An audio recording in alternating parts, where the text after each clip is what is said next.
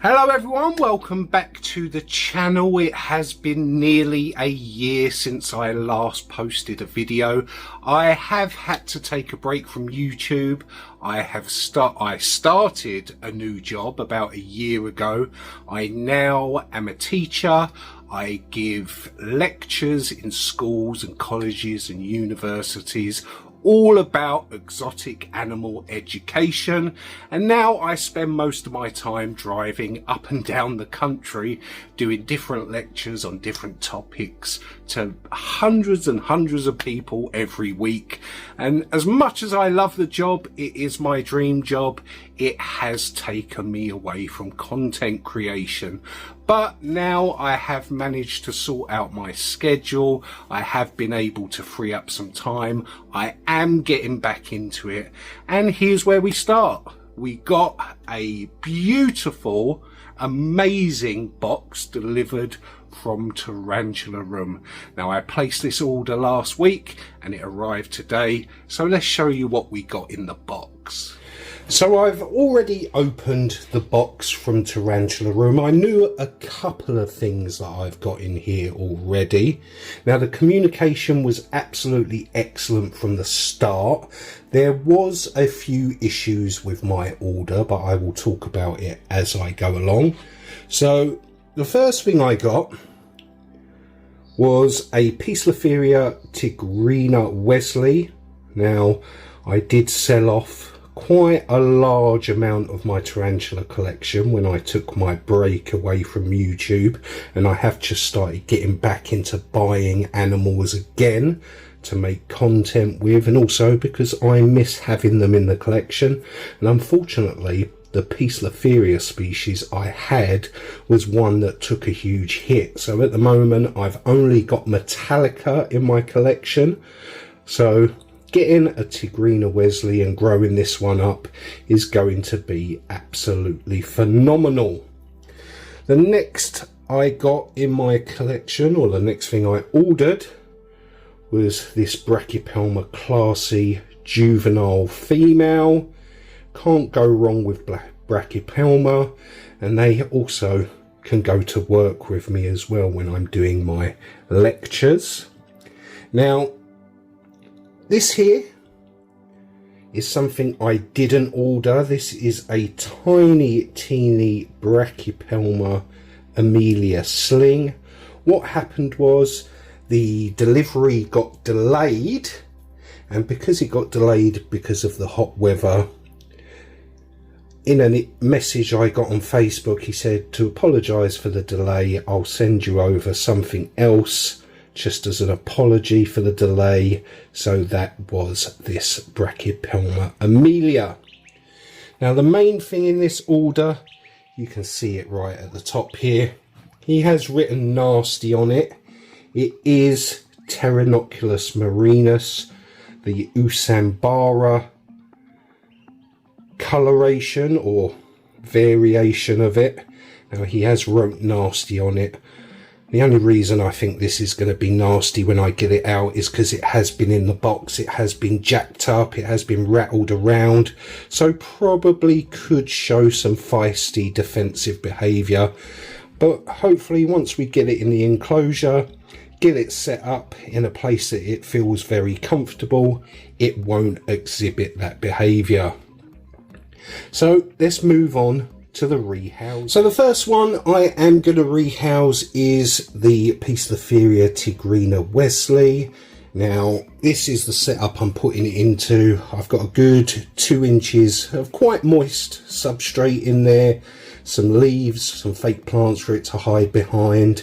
I've got a bit of cork bark, and also, as you can see, some sphagnum moss, some moist sphagnum moss in here, because what I expect it to do, like all the Poecilotheria I've ever raised in my collection, is to go down behind the cork bark, do a bit of burrowing and live in that burrow. They do burrow as slings, and also use some of that sphagnum moss to create its home.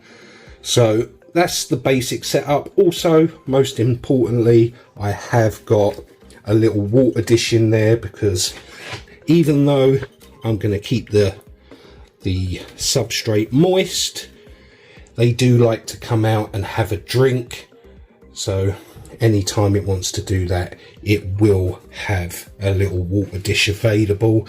Occasionally you can spray them down so it gets a bit of mist, some water droplets on the fake leaves or the side of the enclosure, and they will come and drink from that, and that's okay as like another method to hydrate your Poecilotheria species or any arboreal species, but hopefully it will use the water dish the most. Now, I do absolutely love Poecilotheria species. They are my all-time favourite genus. You can just see it down in there. They can be a little bolty, a little flighty, especially at this small size. Let's open it up. Oh, you can see it's running out now. There it is. So what we're going to do is I'm just not going to mess about with it too much. I'm just going to pop it down into its enclosure. And there it is.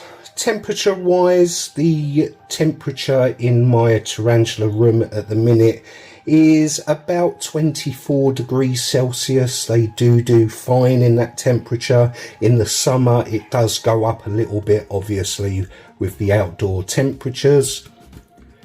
But I've found that they cope very well in that, and they grow really fast. As soon as this one gets to about two inches after a few molts, that is when I will increase the size of the enclosure, or maybe 3 inches, because this is quite a deep enclosure. It is about 6 inches high, but we will play it by ear.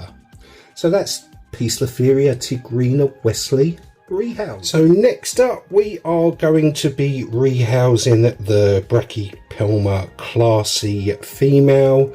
Now this was sold as a 6 to 7 centimeter juvenile. So what I'm going to put this one in, even if it is a little bit smaller, is this enclosure made by Komodo. I believe this is 20 by 20 by 15 tall. It's a very basic setup. I've given it 2 hides, a bit of leaf coverage, and also this water dish. I've also filled it up with about 2.5, maybe 3 inches of substrate. Now I do expect this one to do a little bit of burrowing just because it has got moist substrate. Now I know these guys do like it a lot drier, but I mixed this substrate up about 3 weeks ago, and so far it hasn't dried out as much as I would like it to. So I think for the first little while, first couple of weeks while this still dries out, the spider will probably sit out on top. Because obviously Brachypelma species do appreciate it on the drier side, even though they can benefit from the moisture in the soil and also on the water dish. At this size, 6 to 7 centimeters, looking at the abdomen, it does look like it is going into pre-molt. So hopefully the next time you see it, it will have put on a bit of size. That booty to me does look pre-molty.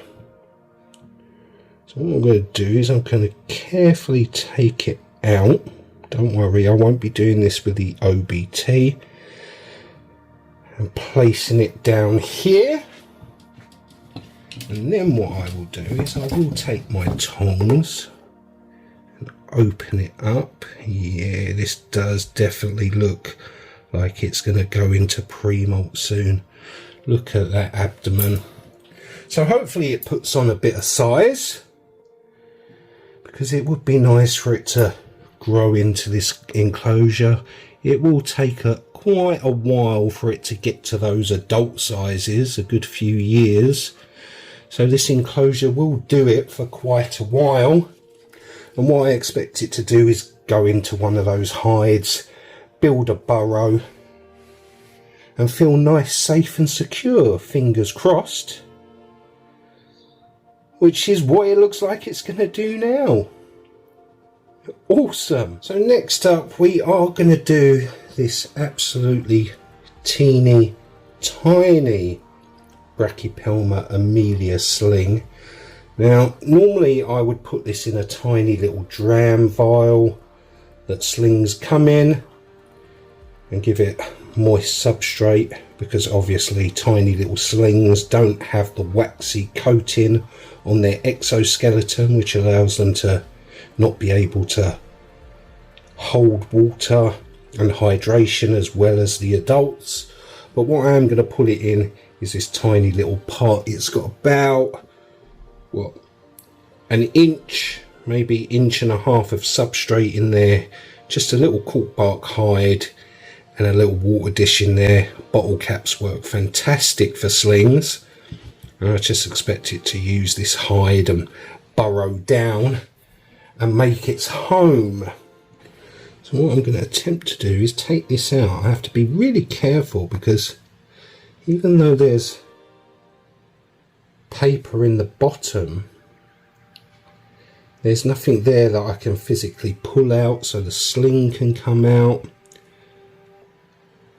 In fact, you know what I'm going to do? I'm not even going to house this. I'm just going to place the vial inside the container and just let it come out on its own, because that's going to be the safest way to do it. And then what I'll do is once it comes out and it burrows down, I'll take that vial out. Or actually I might leave it in there just so, because it's got the species name on it, so I don't forget that it's Brachypelma amelia in there.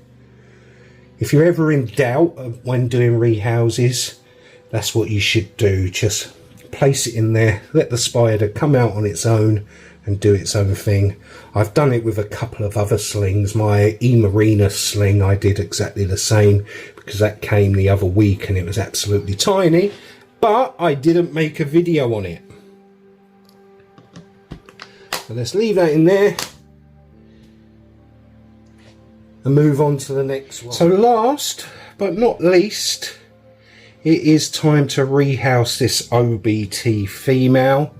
Now, coming from Tarantula Room, I think it's only right that I use the Tarantula Room catch tube and also house this one in this Tarantula Room cylinder enclosure.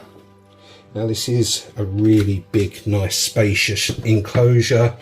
It's got a good, what, 4 or 5 inches of deep substrate. This one has started to dry out nicely because P. murinus do like it drier.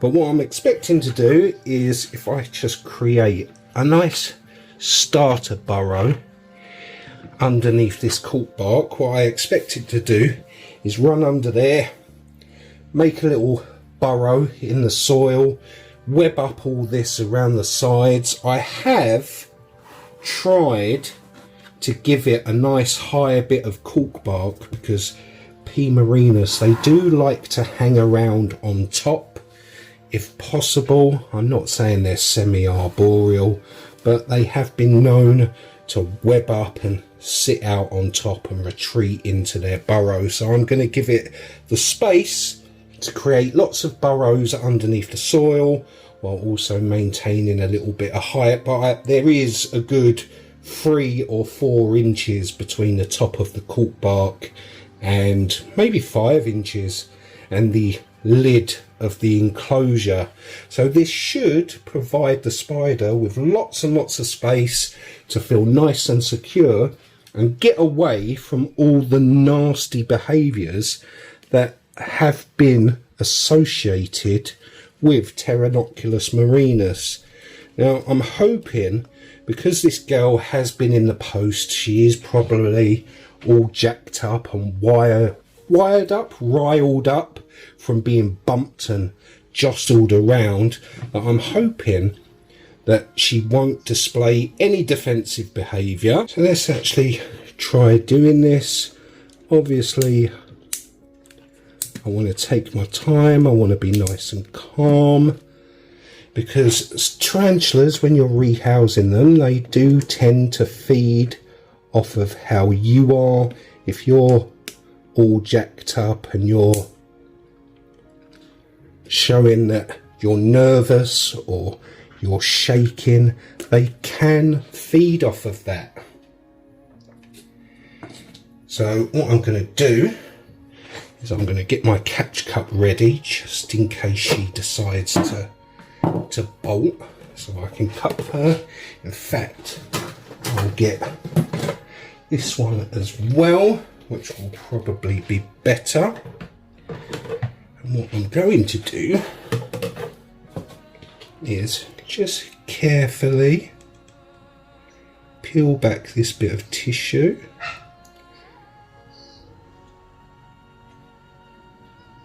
and allow her just to come out. There she is, looking absolutely beautiful. So there she is, looking absolutely stunning. She's not showing any of those threatening behaviours. She's not throwing up threat postures. And this is what I expect from OBTs. I don't expect them to be going crazy and nuts, and hopefully being in this enclosure, she will forevermore be nice and calm and composed. But what I'm going to do is, if I just put this lid on like this, just to stop her bolting around, I just take this, what I'm going to do is just gently guide her out of that container she came in and take it out. See, no bolting, no going crazy, just a nice calm spider. There she is, nicely rehoused, nice and calm, no bolting or defensive behaviour. I'm so happy to get an OBT back in the collection, because even though I have raised many slings, they have always matured out male. So I'm super excited to get this girl in the collection, and hopefully eventually I'll be able to do one of my documentary style videos on her and give you all the information, like where they come from, their habitat, etc., typical behaviours, all that good stuff. So I'm really happy with that rehouse. If you get one yourself, it just goes to show that OBTs are not nasty, horrible spiders. If you give them enough space and enough respect, they calm right down, they give you no problems whatsoever. So I'm happy with that. So let's finish this rehousing video. So there we have it, an awesome box. I was really pleased that I did get that little Brachypelma amelia. They did say the other day that due to delays in shipping, they was going to post me out a little something as an apology, and I'm really happy that it's a Brachypelma amelia sling. 2 Brachypelmas in one box. Can't go wrong. I'm really happy with a klaasi. I hope that molts out soon, because as you saw, that abdomen did look like a pre-molt abdomen. Also really happy to get a Poecilotheria species back in the collection. Like I said a year ago when I started getting into the new job and dealing with some other stuff, I was overwhelmed at the time, so I did sell off a lot of my collection, and now I'm getting back into it. I'm really excited to be picking up some of the species that I did get rid of at the time. And then that awesome OBT female. I have always wanted a big OBT female in my collection. Everyone I've ever got has always matured out male, so I'm super excited to have this one, and hopefully in the near future I will be able to make one of my documentaries on the species. I'm excited to work with her, but I'm going to let her settle into her enclosure and web it all up and make it nice and homely before I get round to doing that. So hopefully you enjoyed the video, hopefully you enjoyed the information. I look forward to seeing your comments in the comment section. And that's it for now. Hopefully I will have another video out soon, and I'll catch you in that one. See you later.